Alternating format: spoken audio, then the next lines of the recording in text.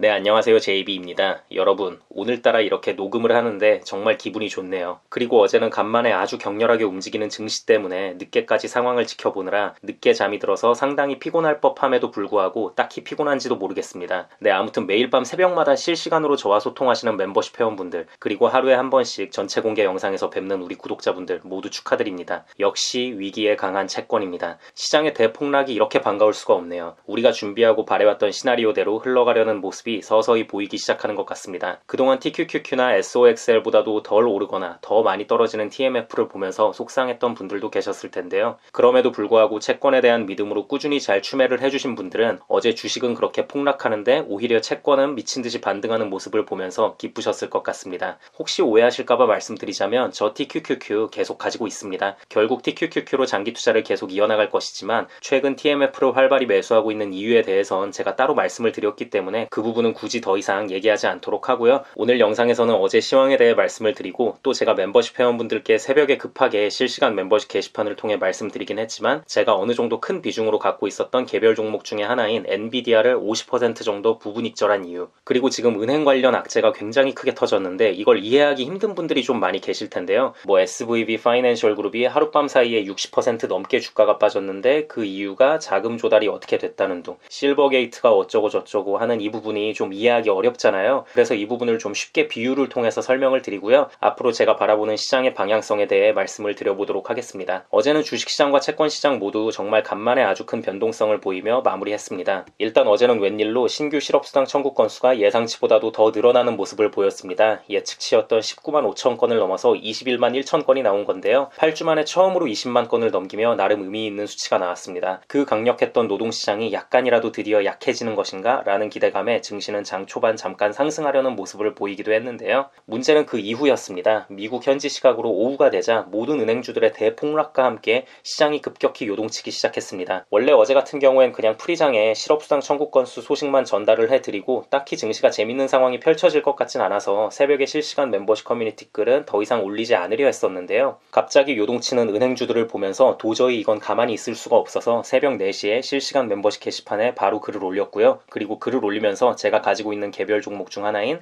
엔비디아의 물량을 절반 정도 부분 익절했다고 말씀드렸습니다. 엔비디아를 부분 익절한 이유에 대해 궁금해하시는 분들이 계실까 이유를 말씀드리자면요. 최근 워낙 급격히 많이 올라오기도 했고 이 갑작스러운 은행발 악재와 바이든의 부자 증세 정책의 큰 타격으로 한동안 증시는 하락 추세가 더 강할 것으로 판단이 됐기 때문입니다. 그리고 엔비디아 같은 경우에는 물론 좋은 기업이라는 생각에는 변함이 없지만 아직 AI 관련해서 본격적으로 수익화를 하기도 전인 상황에 매출과 순이익은 갈수록 눈에 띄게 줄고 있는데 단순히 챗GPT 테마 하나만으로 여기까지 올라온 듯한 느낌이 너무 강하게 들어서요. 일단 어젠 좀 정리를 했습니다. 제 글을 보고 따라 정리하신 멤버십 회원분들이 계실지는 모르겠지만 우선 제가 글을 올렸던 새벽 4시 이후에도 나스닥 지수와 엔비디아는 더 많이 하락을 했고요. 일단 현재까지는 상당히 잘 내린 결정이라는 생각이 듭니다. 네, 그럼 어제 장 폭락의 주범이었던 은행주들의 폭락에 대해 말씀을 좀 드려보자면요. 실리콘밸리 은행, 줄여서 SVB라고 불리우는 은행이 있습니다. 근데 문제가 여기가 스타트업 회사들을 주 고객층으로 뒀었거든요. 근데 이 스타트업 회사들이 요즘 경기가 안 좋으니까 은행에 넣는 예금이 감소를 한 거예요. 근데 어쨌든 은행 입장에서는 항상 기본적으로 확보해두고 있어야만 하는 현금이 있지 않습니까?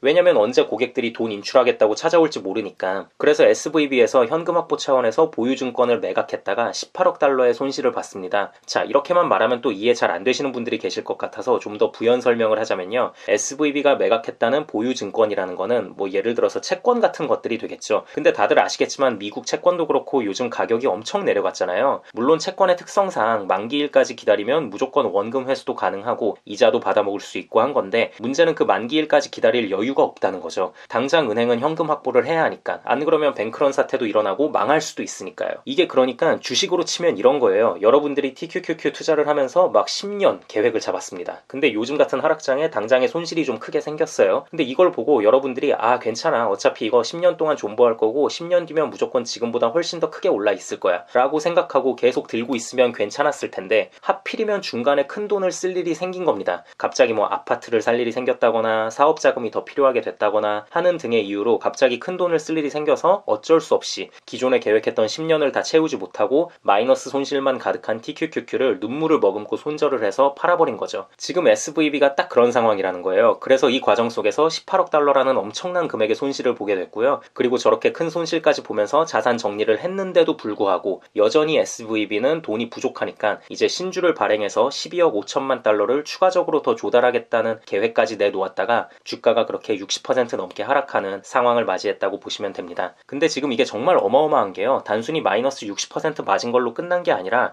애프터마켓에서 21% 넘게 추가로 더 하락을 했습니다. 오늘 장이 열리면 어떻게 될지 또 모르고요. 네, 그래서 아무튼 이런 초대형 은행발 악재와 함께 나스닥 지수는 크게 하락했다고 보시면 됩니다. 여러분들이 아셔야 할게요. 제가 어제 올린 실시간 멤버십 게시글에서도 언급을 하긴 했지만 은행주들은 개미의 달라붙음이 비교적 적은 주식입니다. 은행이다 보니까 주가가 안정적으로 움직이는 대신 별로 재미가 없거든요. 솔직히 우리 중에서도 뭐 은행주 사신 분들이 얼마나 있겠습니까? 다들 폭발력 있고 성장성 강한 테슬라나 엔비디아 같은 그런 나스닥 기술주들을 많이 사죠. 아무튼 그래서 은행주들 같은 경우엔 개인들은 별로 비중이 없고 대부분이 대형 기관들이 많이 보유하고 있는 경우가 많습니다. 아니면 큰손 세력들이라던가. 그렇기 때문에 지금 은행주가 이렇게 엄청난 속도로 빠진다는 건 상당히 의미하는 바가 있다고 생각하는데요. 꼭 은행주들에서만 돈이 빠지는 게 아니라 위험자산인 주식 자체에서 자산이 더 빠질 수도 있습니다. 기술주들이 한동안 어려움을 겪게 될 확률이 상당히 높겠죠. 그리고 특히 빅테크 기업들처럼 쌓아둔 현금도 별로 없고 벌어들이는 현금 흐름이 원활하지 못한 중소형 기술주들은 당분간 너무 위험하지 않겠나라는 생각이 듭니다. 자, 그리고 이런 은행발 위기가 의미하는 바는 무엇이냐. 은행들은 이제부터는 기업들에게 돈을 빌려주더라도 훨씬 더 까다롭고 보수적으로 대출을 해줄 테고요. 이는 주식시장에 신규 자금이 들어오지 않음을 의미하게 되며 모든 기업들이 힘들어지겠죠. 즉 경기 침체가 벌어질 확률이 훨씬 더 높아졌습니다. 그리고 현재 채권에 투자하고 있는 우리들 입장에선 아주 좋은 상황입니다. 이보다 더 좋을 수가 없어요. 예상한 대로 착착 흘러가고 있는 상황입니다. 채권과 주식이 디커플링 되며 채권이 먼저 확 치고 올라가게 되면 저점 구간에서 매수한 우리들은 높은 수익률 구간에 수익 실현을 하고 나중에 그 돈으로 주가가 많이 빠져있는 TQQQ나 다른 나스닥 기술주들을 매수한다는 우리의 시나리오가 문제없이 잘 펼쳐지려는 듯 보입니다. 그리고 여기에 또 어제 바이든이 법인세를 기존 21%에서 28%로 인상한다고 밝혔죠. 30%에 달하는 정말 엄청난 폭의 인상률인데요. 거기에 40만 불 이상의 소득자들, 원화로 바꾸면 5억 3천만 원쯤 되는데요. 아무튼 고소득자들의 소득세를 기존 25%에서 39%로 올린다고 밝혔습니다. 이래저래 주식시장의 초악재가 될 만한 상황들만 계속 펼쳐질 것 같고 반대로 이렇게 되면 안전자산인 채권으로 자금이 몰릴 확률은 더 높아졌다고 생각합니다. 물론 뭐 마냥 좋아하긴 이른 게요. 이번 CPI 발표가 생각보다도 훨씬 더 안 좋게 나온다면 주식이고 채권이고 둘 다 엄청난 폭락을 맞이할 테지만요. 지금 상황에선 그래도 채권이 주식보다는 훨씬 더 이길 확률이 높은 싸움이라는 제 생각에는 변함이 없습니다. 아무튼 당분간은 증시의 변동성이 더욱 심할 것으로 예상이 되고 전해드릴 소식도 많을 것 같은데요. 추후 TMF를 추가 매수한다거나 중요한 사안들이 있으면 멤버십 회원분들께는 늦은 새벽 시간에라도 바로바로 실시간 멤버십 게시판을 통해 전달해드리도록 하겠습니다. 그럼 이번 영상은 여기까지 하도록 하고요. 오늘도 새롭게 멤버십 가입해주신 분들이 계셔서 감사 인사드리고 마무리하도록 하겠습니다. 김준경님 맥도날드 멤버십 가입 감사드립니다. 화재인님 맥도날드 멤버십 가입 감사드립니다. 설세연님 스타벅스 멤버십 가입 감사드립니다. 진토닉님 스타벅스 멤버십 가입 감사드립니다. 장은희님 스타벅스 멤버십 가입 감사드립니다. 멤버십 가입을 해주신 모든 분들께 깊은 감사드립니다. 멤버십 가입을 하시면 제가 조회수에 신경 쓰지 않고 좀 더 편하게 이런저런 시장 상황에 대해 말하는 영상들을 보실 수 있고요. 스타벅스 멤버십 이상부터는 제가 커뮤니티 게시판에 그때그때 중요한 사안들이 있을 때 실시간으로 올리는 글들을 보실 수 있으니 많은 관심 부탁드립니다. 그리고 마지막으로 귀한 시간 내어 제 영상을 봐주시고 응원의 댓글까지 남겨주시는 모든 구독자분들께도 깊은 감사드립니다. 앞으로도 단 한 명의 낙오자 없이 모든 구독자분들의 장기 투자 성공을 위한 멘탈 케어 영상 제작에 온 힘을 다하겠습니다. 감사합니다.